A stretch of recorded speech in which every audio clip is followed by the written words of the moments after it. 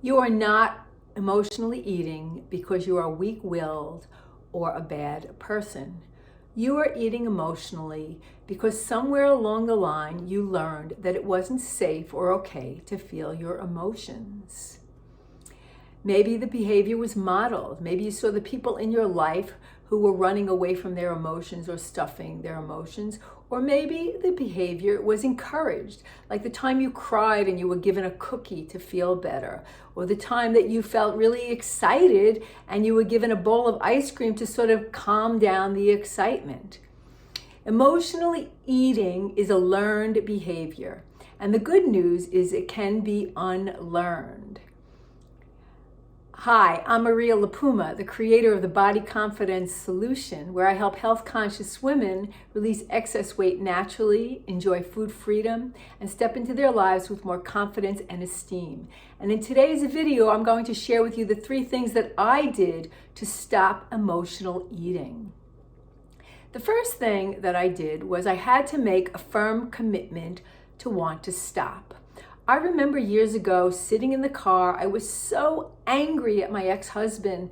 He had done something once again, and I was the scapegoat, and he was expressing all of his anger towards me, and I was taking it. But I wasn't really taking it because I was sitting in the car stuffing popcorn down my mouth and crying. And I was angry and cursing at him as I was hurting me by stuffing that dry popcorn down my mouth. And I realized at that time that, of course, I was hurting me more than I was hurting him. His behavior was hurting me. I didn't have the courage to express it to him, but as I was stuffing it down, I was hurting me more and more. And that day I made a decision. I made a decision that I'm not going to do this anymore, that I'm going to find a way out of this. And the first thing I had to do was make that commitment to find a way out of it. And so I did find a way out of it. I reached out and I got help. And that was the second thing that I had to do. I had to reach out and get help. Help to stop using food to manage or mismanage my emotions. Help to stop suppressing how I felt. And ultimately, help to have the courage to express myself to the people that were bothering me rather than turning it into myself. So the first thing I did was make a firm commitment to make a change.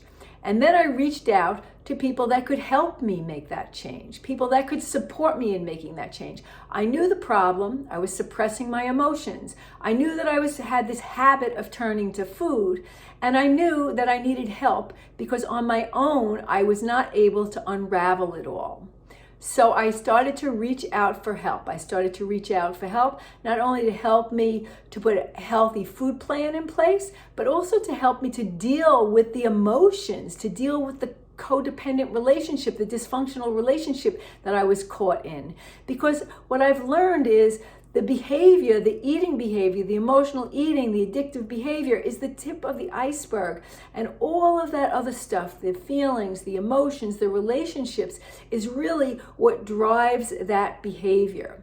So, reaching out to get help, to start to process my emotions, to start to cultivate the courage to stand up for myself, comes first with the commitment and then getting the help.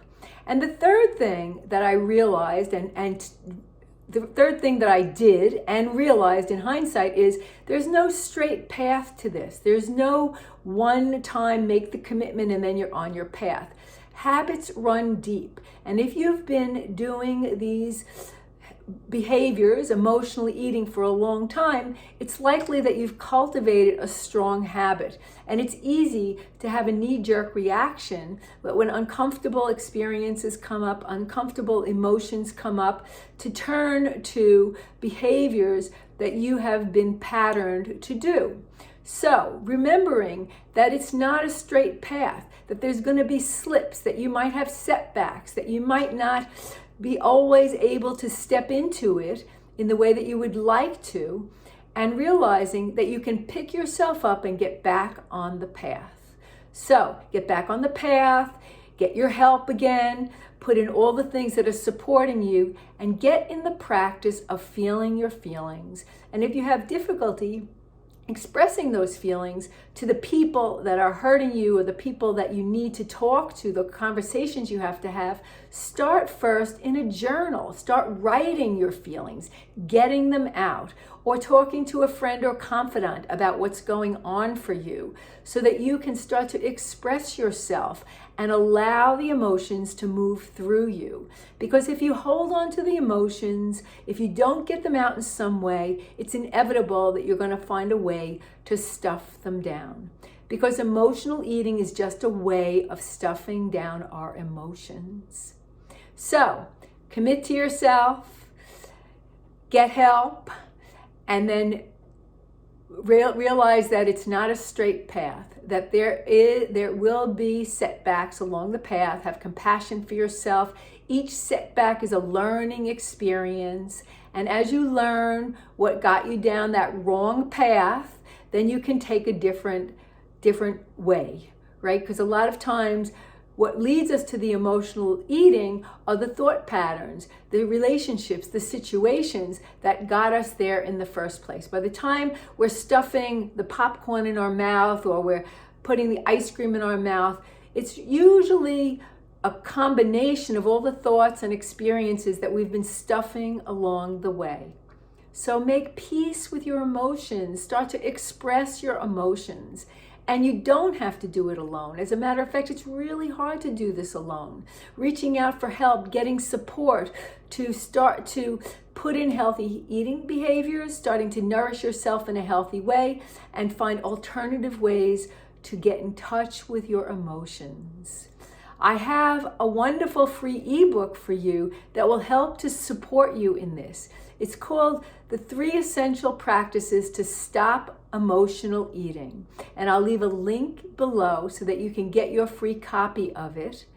It's a wonderful resource to help you to start to make friends with your emotion, start to deal with the stress in your life, the experiences in your life in a way that can be effective and help you to evolve rather than stunting yourself and going around and around in self-sabotaging behaviors.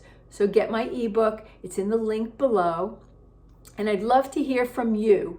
Tell me what you're going to do today to stop emotional eating, because a habit is just patterns that we've been reinforcing, and we know that we can change those patterns, but it starts with a commitment, it starts with a decision, and then we have to change the thought patterns that got us there in the first place.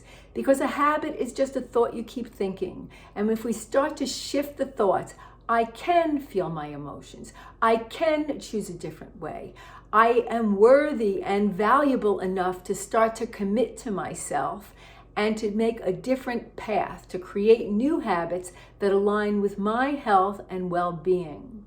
What are you going to do today to stop emotional eating? Are you going to get the ebook? Are you going to reach out for some support? Are you going to start journaling about how you're feeling? I'd love to hear what you're going to do to take steps to put an end to emotional eating so that you can be set free. That's all for today. If you like content like this, please subscribe to my channel. You could press the bell so you'll be notified every time I put new content up on the channel. If you know anybody that's struggling with emotional eating, please share this with them. And of course, if you like the video, go ahead and give it a thumbs up like. I'm looking forward to hearing from you, and thanks for joining me today. Bye now.